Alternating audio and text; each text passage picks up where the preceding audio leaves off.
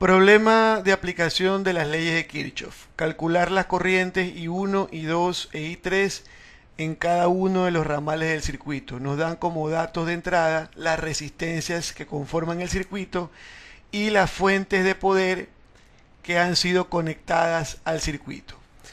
Entonces, lo primero que vamos a hacer es aplicar la ley de nodos. Ley de nodos. Es decir, determinar un nodo del circuito donde la corriente se divide. Entonces, aquí encontramos ese nodo. Hay una corriente de entrada, I1, que se va a dividir en I2 y en I3. I2 más I3. Entonces vamos a ordenar la ecuación para que nos quede I1 menos I2 menos I3 igual a 0. Sería la primera ecuación, obtenida con la ley de nodos. ¿Por qué lo ordenamos de esta manera? Porque si se dan cuenta, hay tres incógnitas, lo cual implica que yo necesito, aparte de estas, dos ecuaciones más para poder formar un sistema de ecuaciones y resolverlo. A la hora de resolver el sistema de ecuaciones, ustedes pueden elegir el método que más les guste o más les convenga. Entonces vamos a buscar las otras dos ecuaciones. Tenemos que aplicar ley de mallas. De aquí van a salir las otras dos ecuaciones que necesito. Entonces, como vemos, aquí hay una fuente de poder. Yo voy a hacer el recorrido por cualquier camino hasta regresar a la fuente. Entonces ustedes saben que la suma de los voltajes en un recorrido cerrado debe ser igual a 0. Analicemos los signos. Tenemos más menos. Ahora, sabemos que aquí va a pasar una corriente que le han llamado I1. Como ustedes saben, la caída de voltaje es contraria a ese paso de la corriente. Voy a encontrar mayor potencial a la entrada que a la salida. Y le vamos a poner aquí B1, haciendo referencia a la resistencia 1. Sigo. La misma corriente atraviesa una segunda resistencia. Si atraviesa de izquierda a derecha, yo la caída de voltaje la hago de la siguiente manera. Positivo a la entrada, negativo a la salida. Y aquí tendría el voltaje 2 haciendo referencia a la resistencia 2. Sigo el camino cerrado. Este es el camino que voy a seguir. Aquí tengo el paso de la corriente I2. Entonces, ¿qué voy a hacer? Hacer una caída de voltaje con signo en dirección contraria. Y le voy a poner B3. ¿Por qué le voy a poner B3? Haciendo referencia a R3. Entonces vamos a formar la ecuación. Dice la ley de mallas que la sumatoria de voltajes en un camino cerrado debe ser igual a 0. Entonces veamos, tengo 5 voltios, 5. Tengo un voltaje contrario, menos B1. Menos B1, sigo el camino, menos B2. Continúo la trayectoria, me topo con el signo más, yo sé que está contrario, menos B3. Esto me va a dar igual a 0. Entonces me va a quedar que 5 va a ser igual a B1 más B2 más B3. Ahora aquí sí puedo aplicar la ley de Ohm para encontrar cada uno de estos voltajes. Recordemos lo que dice la ley de Ohm. Voy a ponerla por acá para tenerla como referencia. Ley de Ohm. Dice que el voltaje es igual a la intensidad de corriente por la resistencia. Entonces, para este caso, B1, tenemos el paso de la corriente I1, que es mi incógnita, por la resistencia R1. Vamos por ahora a dejarlo expresado, luego reemplazamos. Vamos a ponerle R1. Más, estamos ahora en esta resistencia. Tenemos corriente I1 por la resistencia 2. Corriente I1 por la resistencia 2. Continúo el camino, tengo esta resistencia atravesada por la corriente I2 más I2 por R3. Reemplacemos los valores. 5. Ahora nos damos cuenta que I1 atraviesa dos resistencias. Las podemos juntar de una vez o hagámoslo por parte. R1 dice que vale 2 ohmios. 2 por I1 más R2. R2 vale 4 ohmios. 4 y 1. Déjenme poner mejor el número 4. 4 y 1. Más R3. 3 ohmios. 3 y 2. Me queda entonces que 5 va a ser igual. Aquí al sumar me va a quedar 6 y 1. Más 3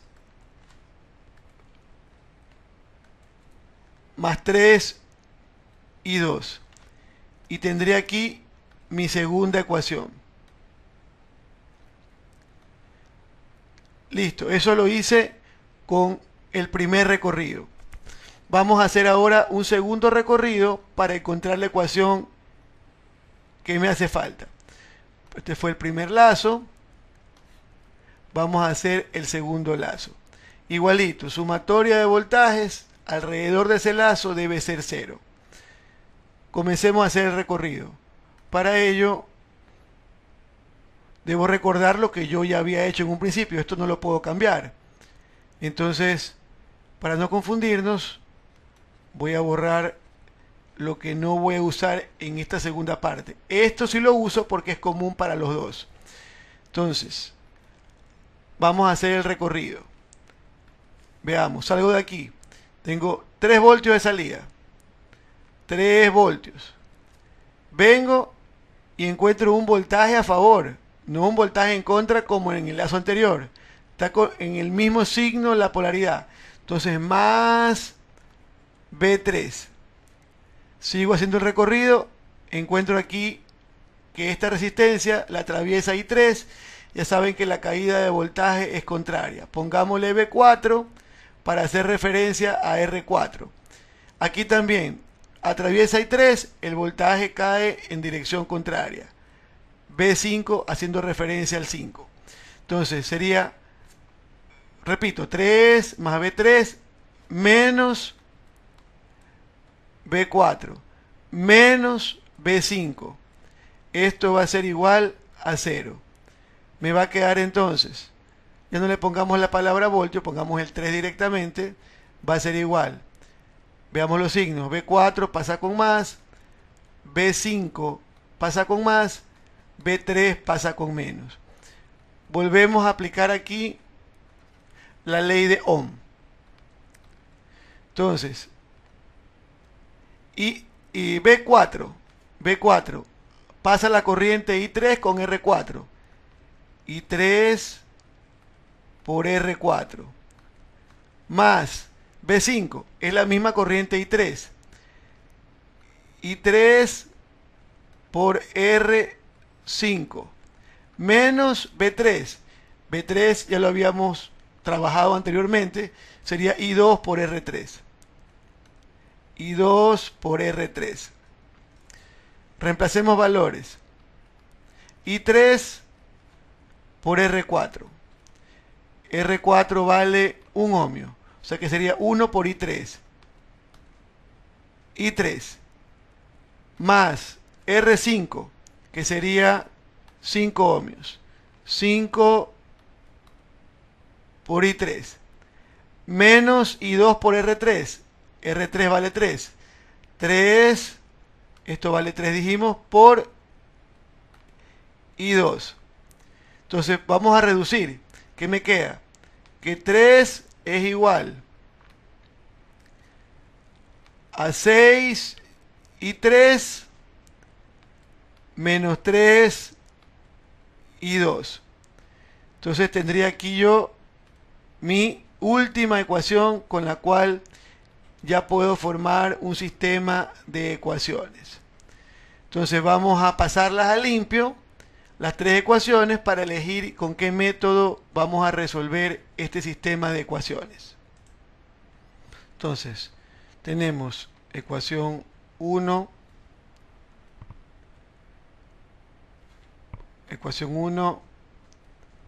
ecuación número 2, ecuación número 3.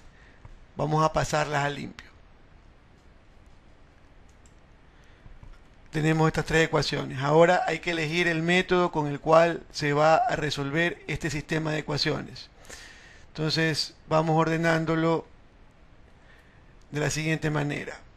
Sería I1 menos I2 menos I3 igual a 0. 6I1 más 3I2 no tiene I3 y esto es igual a 5. La siguiente, no hay I1, pero sí hay I2. Menos 3I2 más 6I3 igual a 3. Tenemos nuestro sistema de ecuaciones con tres incógnitas. ¿Qué método sería para elegir? Podrían usar regla de Cramer, podrían usar el método de reducción de filas y columnas, ley de Gauss. Entonces yo lo voy a expresar de forma matricial este sistema. Entonces los coeficientes aquí son 1 porque hay una y 1.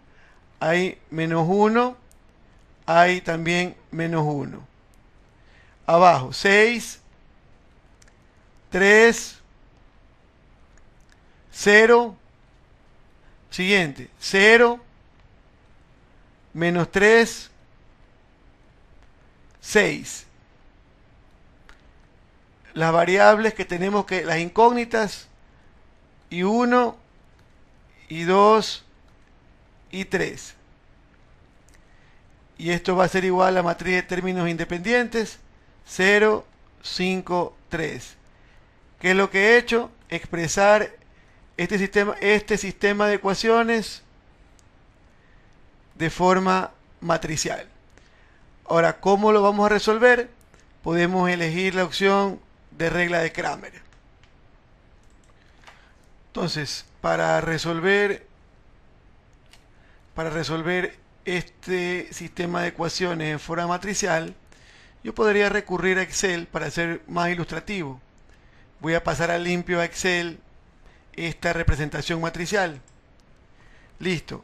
Entonces, si se dan cuenta, he pasado los valores de la matriz principal, las incógnitas y los términos independientes. ¿Cómo se resuelve esto? Entonces, primero, vamos a copiar los valores de la matriz de coeficientes. Entonces, con que yo copie el primer valor, yo puedo arrastrarlos para tener una copia exacta de esta matriz de coeficientes. Ahora, esta es la matriz que yo he copiado.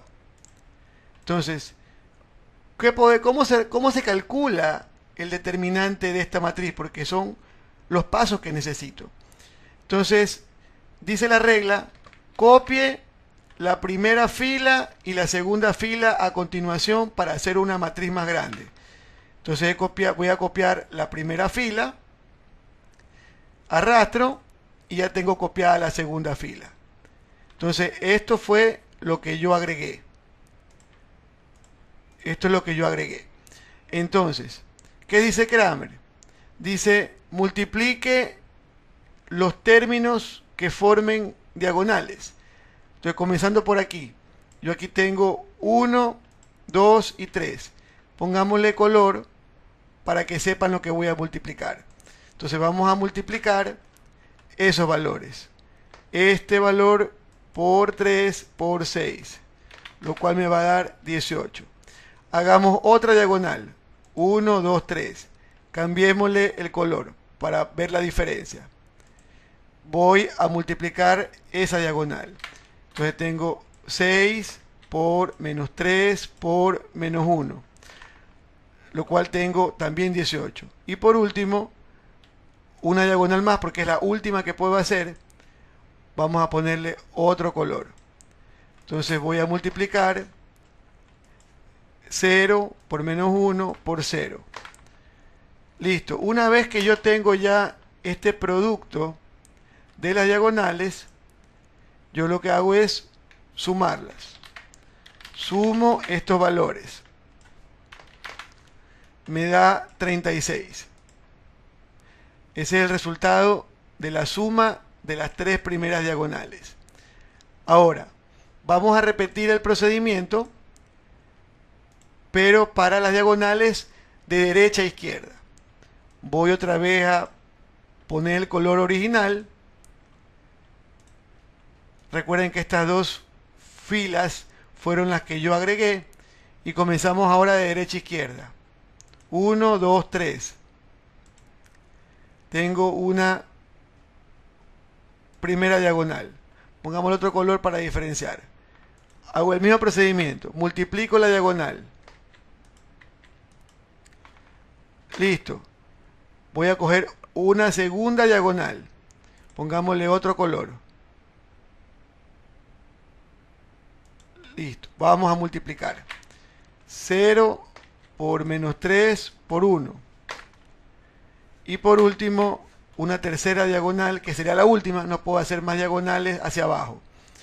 Entonces, tendría estos valores. 6 por menos 1 por 6. Y como el paso anterior, procedo también a sumar.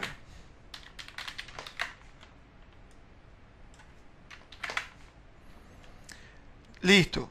¿Qué se hace ahora con este resultado? Con estos resultados, pues simplemente vamos a darle un nombre a esto. Vamos a decir que esto era la matriz A. Entonces, para sacar el determinante de esa matriz A, yo simplemente a este valor le resto el de las diagonales de derecha a izquierda. Y me queda un primer valor de 72. Este es un resultado muy importante en nuestros cálculos. Vamos a trabajar con una nueva matriz. Yo voy a copiar esta matriz, que es mi base, pero como yo quiero hallar I1 y los coeficientes de I1, vamos a marcarlos.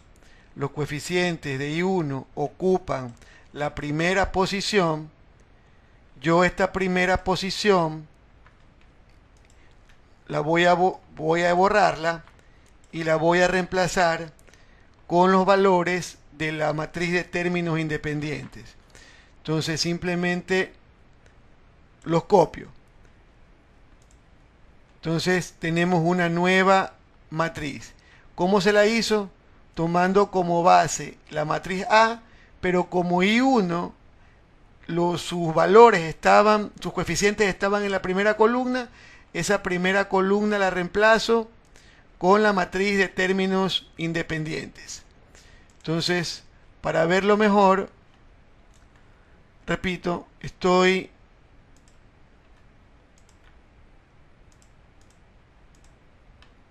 estos valores poniéndolos en la primera columna. Ese fue el procedimiento. Y voy a repetir el procedimiento para encontrar el determinante. Vamos a llamarle a esta matriz, por darle un nombre, vamos a ponerle A y 1. Estoy tomando como base la matriz A, pero reemplazando en la primera columna para encontrar I1. Entonces, ¿cómo encontramos el determinante?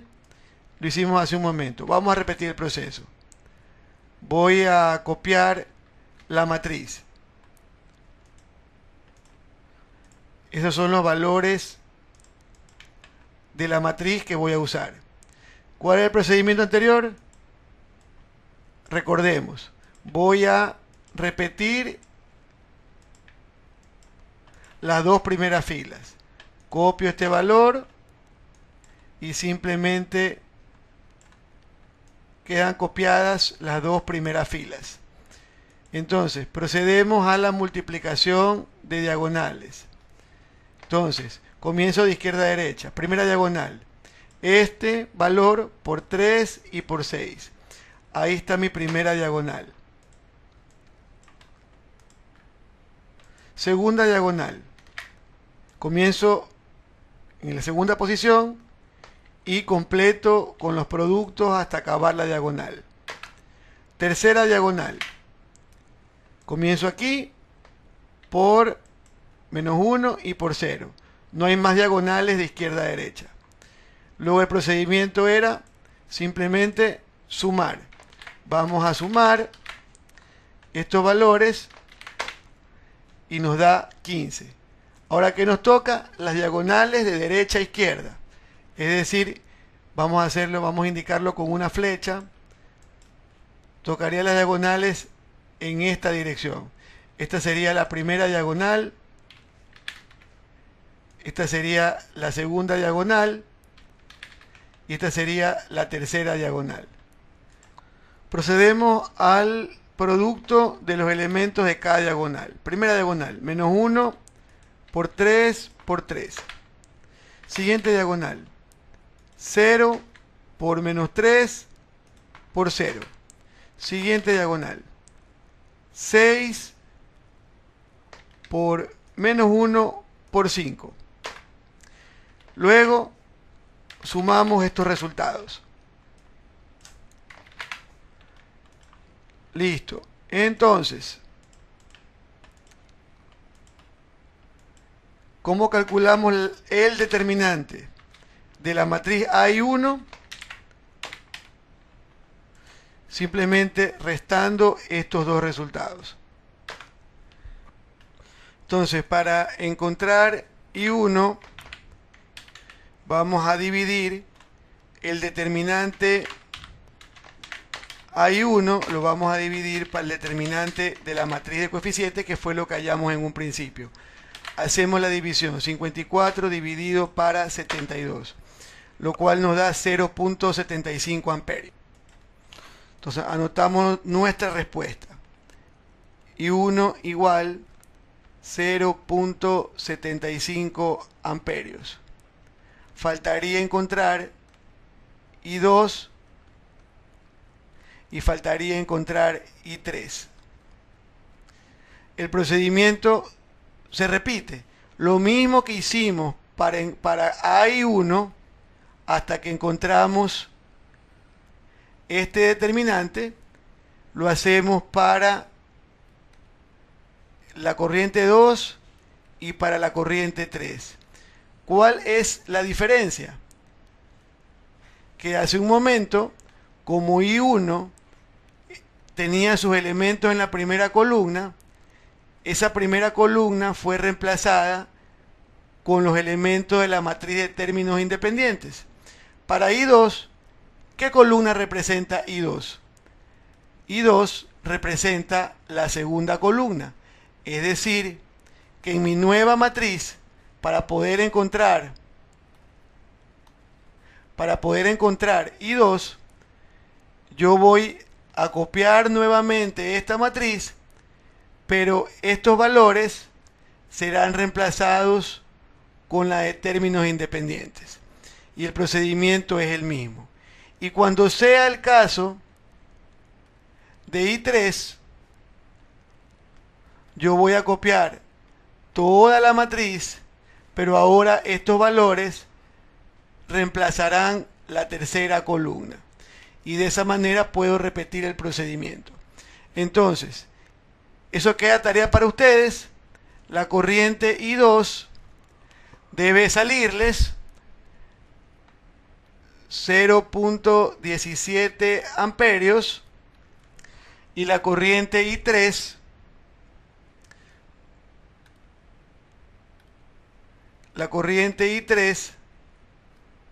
debe salirles menos 0.58 amperios. La pregunta es, ¿qué significa que salió negativo? Significa que en el momento en que le dimos una dirección arbitraria, la respuesta nos confirma que la dirección que pensábamos no era la correcta, sino en dirección contraria. Es decir, que I3, en vez de circular en este sentido, realmente circula en sentido contrario. Eso es la explicación de un signo negativo a un resultado de corriente. Entonces, queda para ustedes como tarea, para ver si han aprendido sobre las leyes de Kirchhoff, encontrar la corriente I2 y la corriente I3. Gracias por su atención.